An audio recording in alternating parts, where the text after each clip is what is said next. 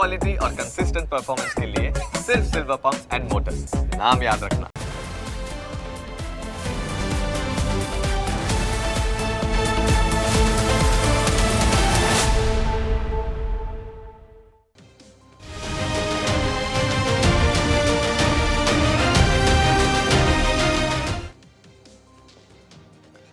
ગુજરાત માટે ગૌરવપૂર્ણ અને અત્યંત મહત્વના સમાચાર છે। ત્રિભુવન કોઓપરેટિવ યુનિવર્સિટીની સ્થાપના સૌથી પહેલા આણંદમાં કરવા સંબંધિત બિલ લોકસભામાં પસાર થઈ ગયું છે। હવે આ બિલ રાજ્યસભામાં પસાર કરવામાં આવશે અને ત્યારબાદ તેનું અમલીકરણ પણ કરવામાં આવશે। કેન્દ્રીય સહકારિતા મંત્રી અમિત શાહે લોકસભામાં ત્રિભુવન સહકારી વિશ્વવિદ્યાલય બિલ 2025 રજૂ કર્યું। આ બિલ લોકસભામાં પસાર થઈ ગયું છે। અમે તમને ત્રિભુવનદાસ પટેલ વિશે વાત કરીશું, પણ તે પહેલા એ સમજી લઈએ કે બિલમાં શું જોગવાઈઓ કરવામાં આવી છે। ત્રિભુવન સહકારી બિલ વિશ્વવિદ્યાલય બિલ 2025માં ગ્રામીણ વ્યવસ્થાપન સંસ્થા આણંદ એટલે કે IRMAની સ્થાપના કરવાની જોગવાઈ છે। IRMA સહકારી ક્ષેત્રમાં શિક્ષણ અને પ્રશિક્ષણ પ્રદાન કરે છે। IRMA સંબંધિત ક્ષેત્રમાં સંશોધન અને વિકાસની પ્રવૃત્તિઓનું સંચાલન કરશે। આ સાથે IRMAની સ્વાયત્તતા કેન્દ્ર સરકાર દ્વારા નિર્દિષ્ટ સંરચનાને આધીન રહેશે। IRMAનું પોતાનું એક કાર્યકારી બોર્ડ હશે। IRMAના કર્મચારીઓ વિશ્વવિદ્યાલયના કર્મચારીઓ પણ બની જશે। IRMAના કર્મચારીઓના રોજગાર, નિયમો અને શરતોમાં કોઈ જ બદલાવ નહીં થાય।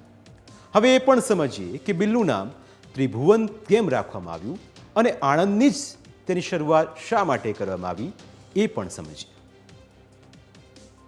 सरकारी विश्वविद्यालय की जो कल्पना आई, उसके बाद इसका नाम रखने का जब सवाल आया तो इसको त्रिभुवन सहकारी विश्वविद्यालय नाम रखने का निर्णय हुआ।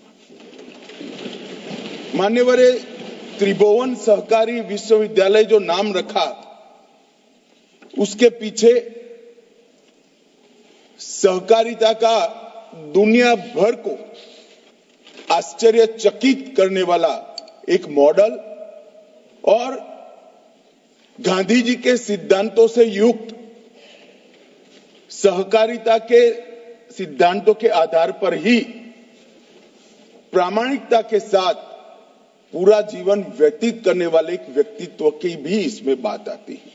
ये त्रिभुवन जो नाम आया है, ये श्री त्रिभुवन काशीभाई पटेल के नाम से आया है। और ये त्रिभुवन भाई पटेल वही व्यक्ति है जिन्होंने मान्यवर अमूल की नींव डालने का काम किया। તમને કદાચ ખ્યાલ નહીં હોય, પરંતુ આજથી 70 વર્ષ અગાઉ સહકારી ક્ષેત્રે મોટી સંસ્થા ઊભી કરવામાં આણંદના ત્રિભુવનદાસ પટેલનો મહત્વનો ફાળો રહેલો છે અને એટલે જ તેમની યાદમાં ત્રિભુવનદાસ પટેલના નામ પરથી દેશની પ્રથમ કોઓપરેટિવ યુનિવર્સિટીનું નામ ત્રિભુવન સહકારી યુનિવર્સિટી રાખવાનું નક્કી કરાયું છે। આ નામ ભારતમાં સહકારી આંદોલનના જનક ગણાતા સ્વતંત્રતા સેનાની ત્રિભુવનદાસ પટેલને સમર્પિત છે। અમારી વિશેષ રજૂઆતમાં આજે બસ આટલું જ। ફરી મળીશું આપને સ્પર્શતા મુદ્દા સાથે। ત્યાં સુધી રજા આપશો। નમસ્કાર।